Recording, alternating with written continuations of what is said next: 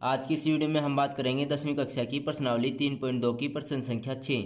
इस प्रश्न में हमें बोला गया है कि एक रैखिक समीकरण 2x प्लस में 3y माइनस में 8 बराबर में 0 दी गई है। दो चरों में एक ऐसी और रैखिक समीकरण लिखिए ताकि प्राप्त युग्म का ज्यामितीय निरूपण, जैसा कि हमें यहाँ पे ये 3 पार्ट दिए हुए हैं, जैसे प्रतिच्छेद करती हुई रेखाएं हों, समानांतर रेखाएं हों, समपाती रेखाएं हों।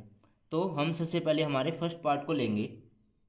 हम यहाँ पे लिखेंगे हम जानते हैं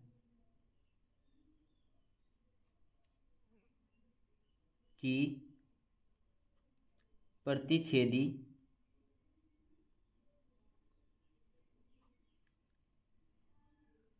रेखाओं के लिए a1/a2 बराबर नहीं होता b1/b2 के। ठीक है, जो हमारी समीकरण है वो क्या है हमारी 2x प्लस में 3y माइनस में 8 बराबर में 0 के। ठीक है, अब हमें ऐसी समीकरण चाहिए जो b1/b2 के बराबर नहीं है। तो हम सबसे पहले यहाँ पे क्या लिख सकते हैं, हम यहाँ पे 5x प्लस में 7y माइनस में 14 बराबर में 0 लिख सकते हैं हम। ठीक है, जब हम इसको आगे सोल्व करेंगे तो क्या होगा हमारा a1/a2 यानी कि 2 भाग में 5 बराबर नहीं होगा हमारे b1/b2 के, क्योंकि b1 हमारे पास 3 है, b2 हमारे पास 7 है। यानी कि 2 भाग में 5 बराबर नहीं है हमारे 3 भाग में 7 के। ठीक है, तो अब हम आगे लिखेंगे तो हमारी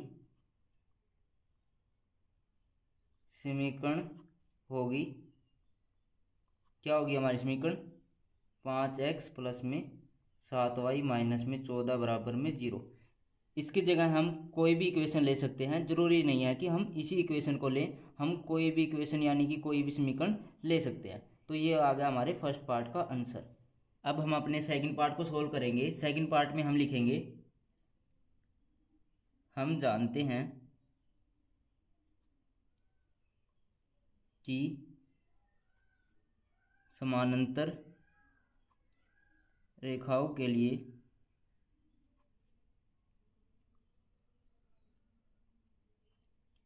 a1/a2 बराबर b1/b2 बराबर नहीं होता हमारे c1/c2 के।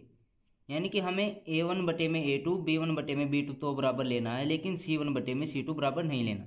यानी कि जो हमारी इक्वेशन थी वो क्या थी हमारी 2x प्लस में 3y माइनस में 8 बराबर में 0।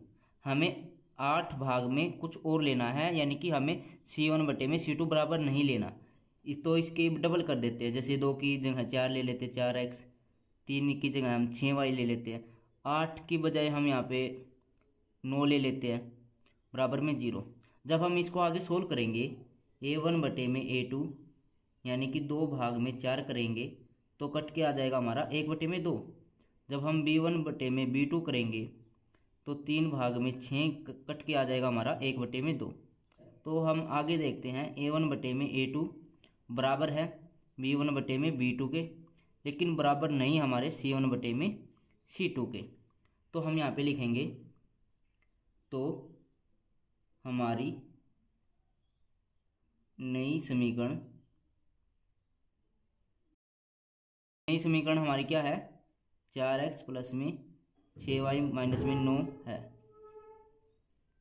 अब हम अपने थर्ड पार्ट को लेंगे। थर्ड पार्ट में हम लिखेंगे हम जानते हैं कि समपाती रेखाओं के लिए हमारा a1/a2 बराबर होता है b1/b2 के, बराबर होता है हमारा c1/c2 के।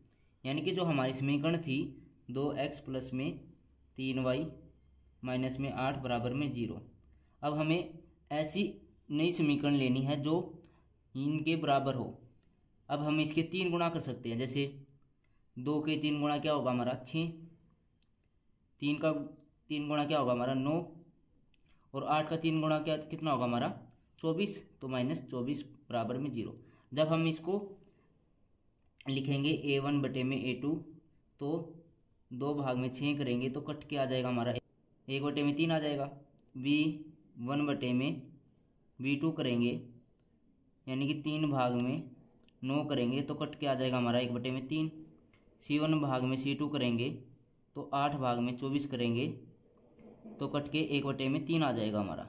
तो हम देखते हैं A1 बटे में A2 बराबर है हमारे B1 बटे में B2 के, बराबर है हमारे C1 बटे में C2 के। ठीक है, तो हम यहाँ पे लिखेंगे अतः नई समीकरण हमारी क्या है 6x प्लस में 9y माइनस में 24 बराबर में 0।